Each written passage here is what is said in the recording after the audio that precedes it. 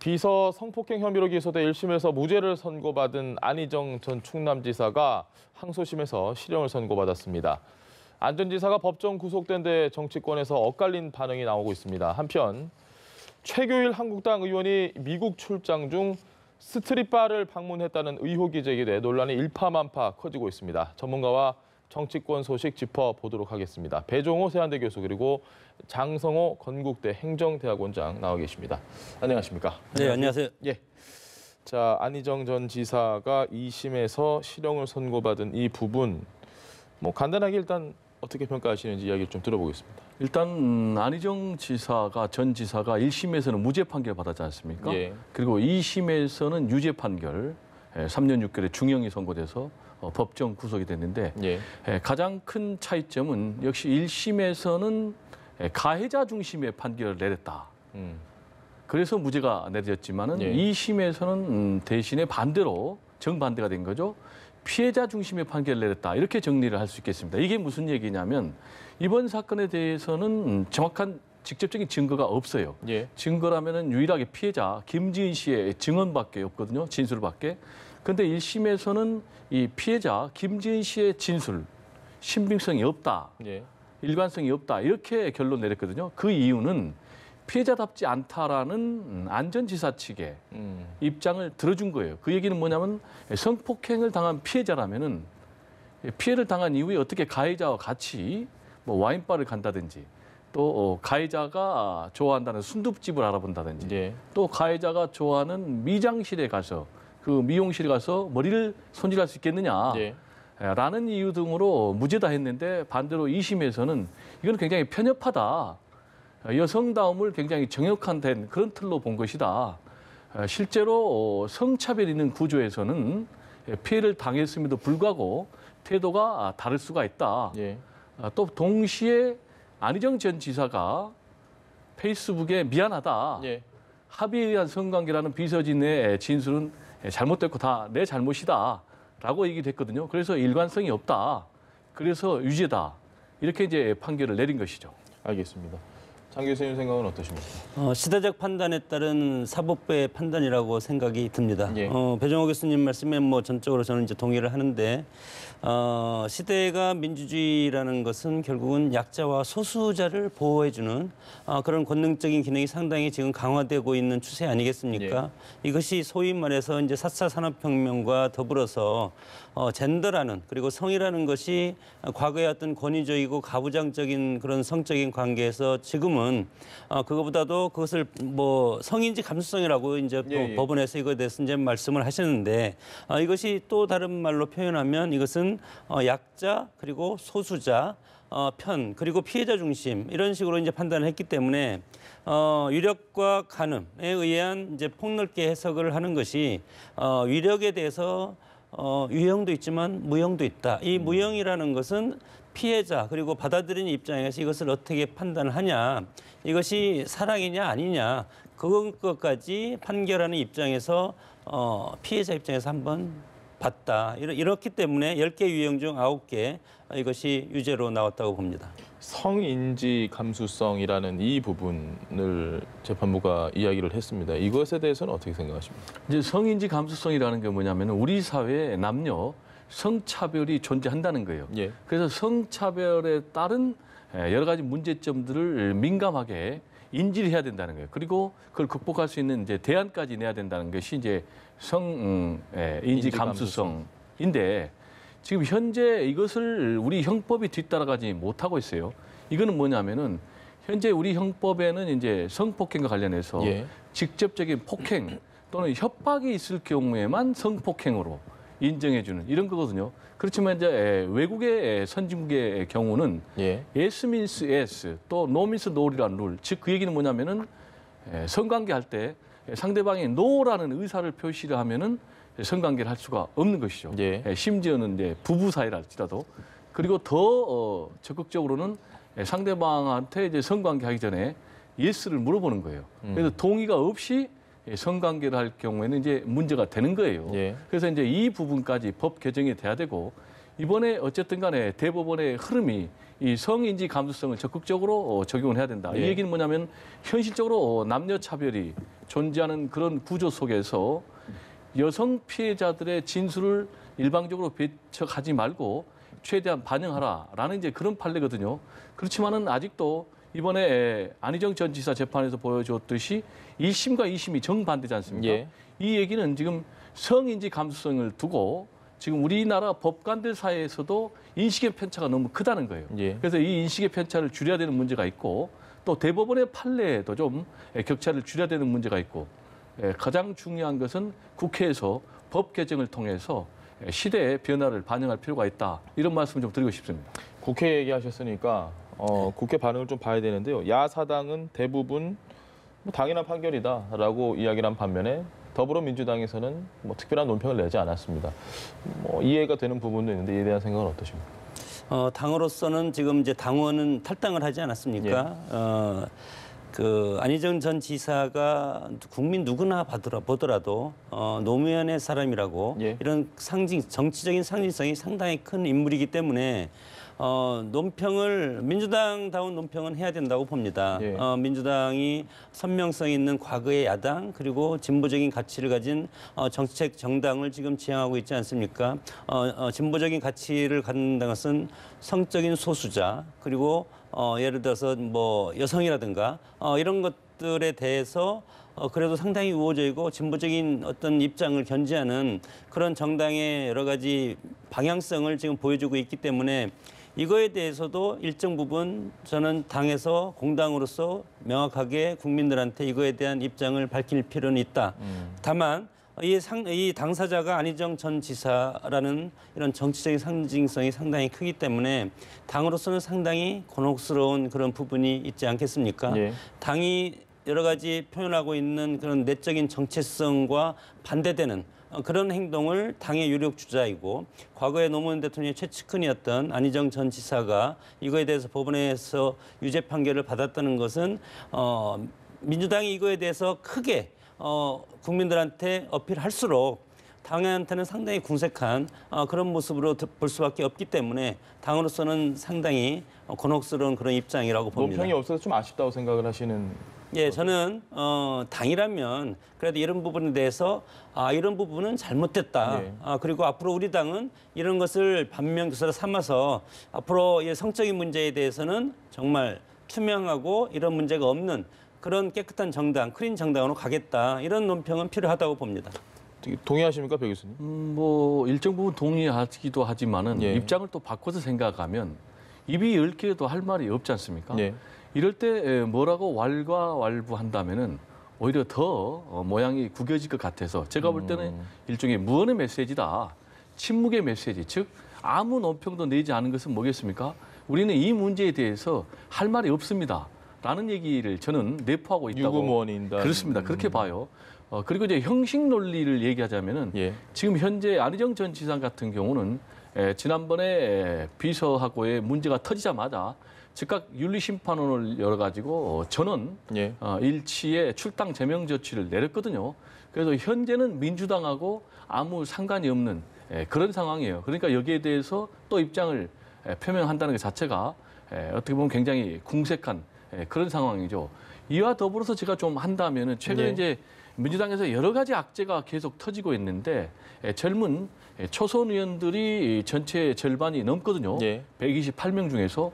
그래서 젊은 좀 개혁적인 초선 의원들 중심으로 이런 일을 계기로 해서 어떤 반성과 함께 미래를 다짐하는 이른바 좀 자정선언이 있었으면 어떨까 이런 생각도 들긴 합니다. 알겠습니다. 지금 여의도에서 가장 뜨거운 이슈는 역시 김경수 지사에 대한 판결이 아닐까 싶은데요. 이 부분에 대해서 간단하게 질문 드리겠습니다. 어제도 제가 이런 질문 드렸는데 민주당에서는 사실상 사법부의 농단이다, 적폐 세력의 농단이다 이렇게 평가했습니다. 이에 대한 견해는 어떠신가요? 뭐 그럴 수도 있는데 대법원장이 그거에 대해서 논평을 하지 않았습니까? 이것은 불복 절차를 밟아야지 판사에 대해서 비판하는 것은 그것은 문제가 있다. 대법원장의 그런 말은 저는 옳다고 봅니다. 그리고 지금 집권을 책임지고 국정을 책임지는 민주당 대통령을 배출한 정당 아니겠습니까? 그리고 대통령을 배출한 정당이면 집권 여당인데 여당은 국가의 여러 가지 프레임을 그대로 끌고 갈 의무가 있는 것이고 국가의 큰 프레임이라는 것은 대통령 중심자에서 사법부 독립이라는 이것이 민주주의의 가장 기본적인 건데 예. 이 사법부의 판사는 누가 임명했습니까? 이것도 마찬가지로 사법부 고유의 영역이고 이것은 대통령이 여기에 관여할 수 없는 그런 부분이고 물론 탄핵이라는 제도가 있어서 상호 견제와 균형의 원리가 여기에도 적용은 되지만 예. 그러나 이런 판결 결과를 놓고 나한테 유리하면 사법정의가 살해했다 그러고 나한테 불리하면 사법부가 죽었다. 이런 것들로 통상적으로 정치인들이 하는 말인데 예. 그것은 자신들의 지지층을 향해서 일정 부분 이런 잘못이 있지만 앞으로 이것을 더 불복 절차를 밟겠다. 이런 취지는 좋은데 지금 여러 가지 당에서 하는 모습들을 보면 사법 적폐라는 말을 공건히 하고 있고 예. 이렇게 되면 상당히 저는 국가의 기본적인 기능 제3 영역인 사법부의 기능이 흔들릴 수가 있다. 이렇게 되면 결국은 지금으로서는 이렇게 물론 김경수 지사가 대통령의 최측근이었고 지금 현직 경남도지사 아니었습니까?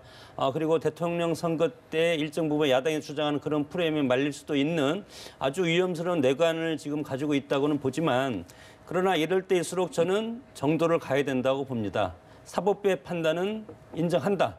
그리고 이것을 법적인 절차에 따라서 마지막 대법원까지 가서 무죄를 추정하는데 우리 당 그리고 김경수 전 지사는 현 지사는 이거에 대해서 국민들 앞에 국민들과 함께 이것에 대해서 노력을 하겠다. 이런 취지가 좋지. 판결한 판사가 문제가 있다. 네. 이렇게 하는 것은 정치권에서 사법부를 재단하는 저는 아주 위험스러운 발상이라고 봅니다. 알겠습니다. 어떻게 생각하십니까? 지금 이제 김명수 대법원장도 얘기했지만은 판사의 판결 그리고 결과에 대해서는 문제 제기를 할 수 있다. 예. 그렇지만은 법관 개인에 대한 공격은 문제가 있다. 이 부분 이제 우리가 유념해야 되는 거예요. 예. 그런데 이제 민주당에서 어쨌든 간에 김경수 지사의 1심 판결에 대해서 문제 제기를 하면서 성창호 재판장이 양승태 전 대법원장의 키즈다. 그러니까 근거는 이제 비서실에 예. 2년간 근무했고 핵심 보직을 받았기 때문에 그랬는데 그러니까 이 부분에 대한 것이 좀 지나쳤다는 것이지 판결에 대해서는 얼마든지 문제 제기할 수 있다는 그런 예. 얘기거든요. 그럼 판결과 관련해서 직접적인 증거는 없었고 정황 증거에 따라서 결국은 이제 유죄 판결을 내렸는데 제가 이제 김경수 지사의 재판 결과와 관련해서 좀 아쉬운 것은 예. 어쨌든 간에 현역 도지사 아닙니까? 그리고 사실 다툼이 굉장히 있는 그런 재판이었어요. 근데 굳이 법정 구속까지 해야만 했을까라는 부분이 있어요. 어쨌든 간에 그동안에 성실하게 수사와 재판에 임했기 때문에 도주 우려는 없거든요. 그런데 이제 이미 특검이 증거를 다 확보했기 때문에 증거인멸도 없고 그래서 제가 볼 때 현재 내륙철도 예산 이번에 4조 7천억이나 배정이 됐으니까 예. 이 예산도 집행을 해야 되니까 제가 볼 때는 불구속 상태에서 재판을 받도록 했으면 가장 좋지 않느냐라는 생각이 들고 지금 이제 여러 가지 이 재판에 대해서 판사에 대해서 문제 제기는 좋지만은 가장 중요한 것은 현재 사법부에 대한 국민들의 신뢰가 땅에 떨어져 있다는 것입니다. 예. 아시는 것처럼 양승태 전 대법원장 체제에서 재판을 매개로 해서 실제로 재판을 거랬지 않습니까? 그리고 재판을 또 개입을 하고 이런 부분은 어쨌든 간에 뿌리를 뽑아야 되고 현재 이와 관련된 이른바 사법농단 적폐 판사들이 100여 명 정도 예. 현재 지금 사법부에 있거든요. 그럼 이 부분들을 도려내는 그런 뼈를 깎아내는 역할을 김명수 대법원장은 해야 된다라는 이제 국민적인 요구와 주문이 있는 거고요. 그리고 이제 민주당도 이번에 왜 김경수 지사에 대해서 1심에서 법정 구속이라는 판결이 내려지니까 강력하게 반응을 하는지 이 부분이 좀 아쉬운 거예요. 즉 그 얘기는 뭐냐면 이거는 근본적인 문제예요. 반드시 사법부의 신뢰 또 독립을 바로 차지하기 위해서는 바로 세워야 되는 문제인데 예. 그러려면 이제 관련 판사들 징계를 해야 되고 안 되면 탄핵도 해야 되고 또는 이제 특별재판부를 도입을 해야 되는데 이런 부분에 대해서 평소에 좀 소극적이다가 이번에 갑자기 목소리를 높이니까 이런 부분에 대해서 진정성이 의심받고 있지 않나 이런 생각이 드는데 어쨌든 간에 이 문제는 그냥 넘어갈 수 없는 중요한 문제다. 저는 반드시 해결해야 된다 이런 입장입니다.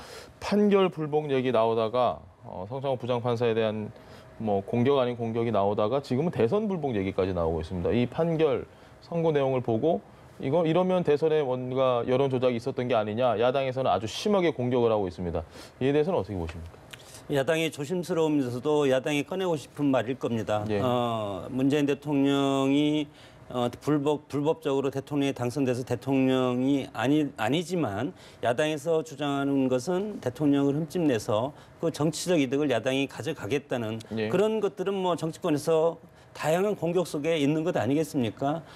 그러나 지금 한국당에서 대선 불복을 지금 시도하는 것은 아니다. 다만 지금 최측근인 김경수 경남도지사가 이런 문제로 지금 구속이 됐기 때문에 이 기간이 대통령 선거 기간 아니겠습니까? 법원에서도 이거에 대한 판결문이 여론 조작하는 것 그리고 공범 이런 것까지 지금 등장을 했기 때문에 야당에서 법원의 판결을 바탕으로 해서 이것을 비판을 하다 보니까 결국은 대선에도 일정 부분 뭐 10,000분의 1이라도 영향이 끼쳤다면 이것은 선거의 공정성이 훼손됐다. 야당에서는 그렇게 주장할 수도 있겠지만 현재까지 한국당은 제1야당이고 국정의 이제 어떤 일정 부분 여당과 함께 공동으로 책임이 있지 않습니까? 그렇기 때문에 대선 불복보다는 그리고 대통령에 대한 공격보다는 일단 김경수 도지사에 대한 사법부의 엄격한 판단 아래 이제 항소에서 2심 그리고 대법원 판결을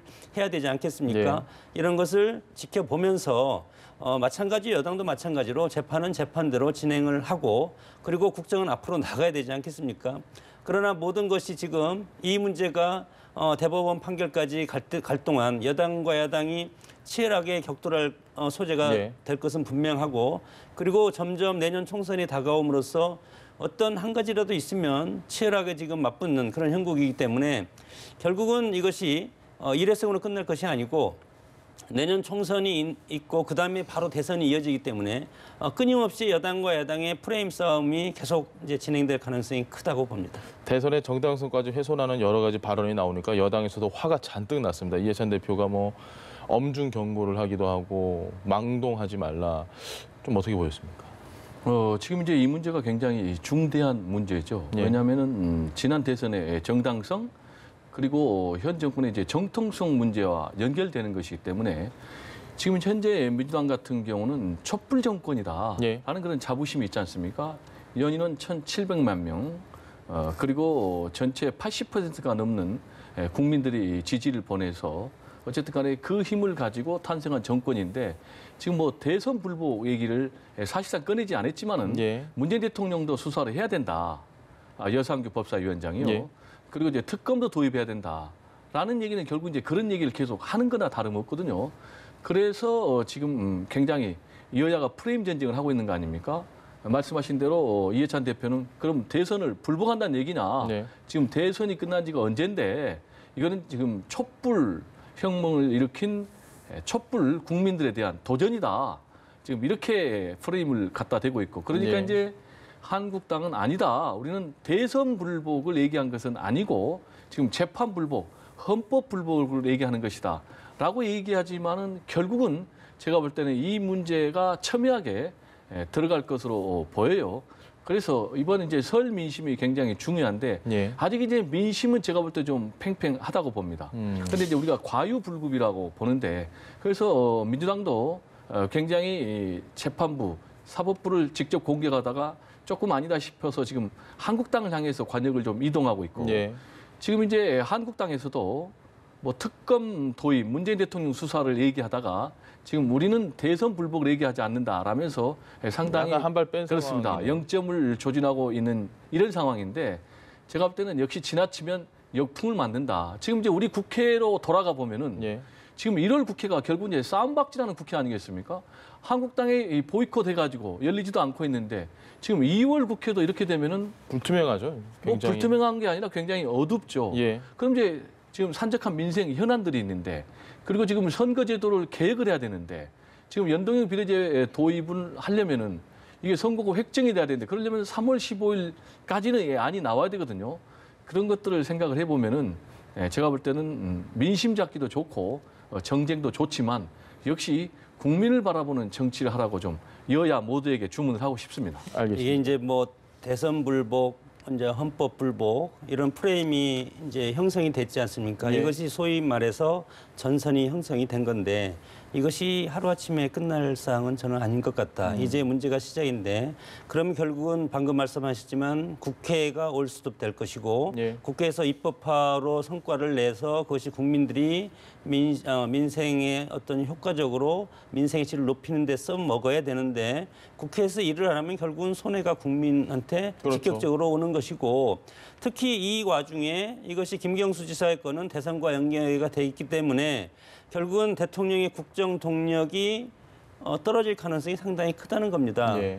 그렇기 때문에 이거에 대해서 그러나 사법적인 절차는 대법원까지 가려면 상당히 시간이 지금 걸릴 사항 아니겠습니까? 아무리 빠르게 진행된다 하더라도 예. 이런 상황에서 결국은 국정 대통령의 어떤 리더십에서 상처가 나고 그리고 운신의 폭이 점점 좁아지면 이것이 우리 국민들이 그리고 우리 국정의 어떤 거의 난맥상이 결국은 우리 국민들이 그것을 피해를 입게 되는 그런 결과가 오기 때문에 상당히 안타까운 현실이 지금 발생하고 있다고 봅니다. 알겠습니다. 주제를 바꿔서요. 최규일 의원 얘기 좀 해보시죠. 스트릿바를 갔냐 안 갔냐. 거기가 스트릿바는 아니다. 지금 뭐 진실 공방이 되고 있습니다. 이게 2년 전 일인데 일단 어떻게 좀 보고 계신가요? 상당히 저는 나름답지 못한 예. 뭐 한자로 표현하면 불미스러운 일이다 이렇게 말씀을 드리고 싶습니다. 왜냐하면은 이게 개인 뭐 외유가 아니고 공무상 출장을 간 거거든요. 예. 그래서 뭐 2016년 일이니까 상당히 뭐 2, 3년 된 일인데 당시에 뭐 영주군 관계자들하고 선비정신을 홍보하기 위해서 갔다는 거예요. 예. 그런데 선비정신을 홍보하러 갔는데 지금 스트릿바 논란이 일고 있는 주점에 갔다? 이건 이제 굉장히 좀 납득이 가지 않고요. 지금 이 스트릿바냐 아니냐를 예. 놓고 지금 진실 공방 또는 개념 공방이 벌어지고 있는데 그래서 제가 사전에 한번 찾아봤어요.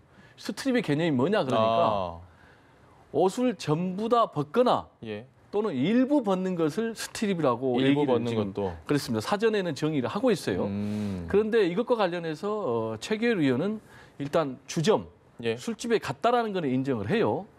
그리고 무의가 있었다라는 것도 인정을 해요. 예. 다만 무의가 옷을 다 벗었느냐 아니면 일부 벗었느냐 일부 정도라고 얘기를. 라는 것과 관련해서 지금 그 폭로했던 가이드 네. 데니엘 조 씨는 전부도 벗을 수도 있고 예. 또는 일부도 벗을 수도 있고 그거는 손님의 주문, 요구에 따라 달라진다. 이렇게 얘기를 하고 있고 지금 이제 최규일 의원 같은 경우는 다 벗는 곳은 아니다. 예. 일부만 벗는 곳이다. 라고 얘기를 하는데 그리고 합법적이다. 라고 얘기를 하고 있는데 예. 이게 본질이 옷을 다 벗는 것이냐 안 벗는 것이냐. 그게 본질이 아니지 않나요? 그렇죠. 합법이냐 불법이냐 이게 본질이 아니고 그러니까요. 공무상 출장을 간 국회의원이 과연 이런 곳에 간 것이 적절한가라는 예. 문제 아니겠습니까? 그래서 지금 뭐 최규일 의원도 억울하다 할 수는 있어요. 왜냐하면 왜 다른 사람도 다 갔는데 나만 가지고 문제 삼느냐 이렇게 얘기를 하지만 결국 이제 공인이기 때문에 예. 문제가 생기면 거기에 대해서 책임을 져야 되니까 뭐 공인하면 역시 술 문제, 예. 여자 문제, 은행 문제, 돈 문제에 대해서는 좀 철두철미해야 될 것 같고요. 예. 그런데 투자의 귀재인 워런 버핏이 이런 좋은 말을 했어요. 즉 뭐냐면은 자기는 변호사를 안 믿는다는 거예요. 즉 그 얘기 뭐냐면 변호사가 이 정도는 괜찮합니다. 예. 법에 문제가 없습니다. 해도 그보다 훨씬 더 깊게 이른바 안전 라인을 친다는 거예요. 그러니까 아무런 법적으로 문제가 없다는 거예요. 그래서 저는 우리나라 국회의원, 공의들도 이런 문제를 적용해서 상식에서 괜찮다고 하는 선보다 더 깊게 안전선을 좀 쳐야만이 이런 무리를 빚는 구설수에 휘말리지 않을까 이런 생각을 해봅니다. 그 가이드 데니엘 조신가요? 이분이 민주당 조직특보 임명장을 받았다라고 최규일 의원이 역공이라고 표현하기 좀 그렇고 그냥 그렇다 이렇게 얘기를 했습니다. 이거는 뭔가 이게 뭔가 좀 전환이 될까요? 이런 이야기로? 뭐 최규일 의원은 정치인이기 때문에 이것을 또 정치적인 어떤 프레임으로 이것을 이제 넘기려고 하는 네. 그런 정치적인 시도라고 봅니다. 거기에 보면 2017년 4월 더불어민주당 조직특보에 이제 임명된 이력이 있고 본인도 이것은 임명장을 받았다고 네. 방송에서 인정을 했고 그러나 활동을 하지 않았다. 뭐 특보라는 것은 당에서 엄청나게 많이 이제 주는 임명장이기 때문에 네. 그럴 수 있다고 봅니다. 그리고 중앙선대위 중소벤처기업이 정책자문위원 이것도 임명. 이 정도 임명할 거면 어떻게 보면 당에 어느 정도 활동은 하는 사람이다. 이런 식으로 이제 볼 수는 있는데 그럼에도 불구하고 결국은 이 데니얼 조 제보자가 이제 말한 것처럼 결국은 국민의 혈세를 가지고 이런 이제 스트립쇼, 예. 소위 말해서 우리가 이것을 다른 말하면 뭐 문화체험 같은 거, 뭐 이렇게 지금 외국에 가면 가끔 뭐 얘기를 하지 않습니까? 이런 것들이 국민들의 지금 아주 높은 도덕성을 요구하는 국민의 시선에는 맞지 않는다. 그래서 이런 것들은 부적절한데 가다 보면은 그 한순간에 판단을 해야 되는데 그것을 우리 최길 의원이 과거에 뭐 법무부에서 검찰국장도 하고 이런 뭐 과거에 검찰 생활도 한 분이기 때문에 뭐 본인들의 어떤 폭탄주 같은 건 국내에서 이제 많이 마셨으리라고 이제 생각이 드는데 그러나 이것에 대해서 왜곡이라는 그런 것으로 인해서 잠시 방심을 하지 않았나 이런 생각이 듭니다. 알겠습니다. 시간 관계상 오늘 두 분 말씀은 여기까지 드려야 될 것 같습니다. 감사합니다. 네, 감사합니다. 예.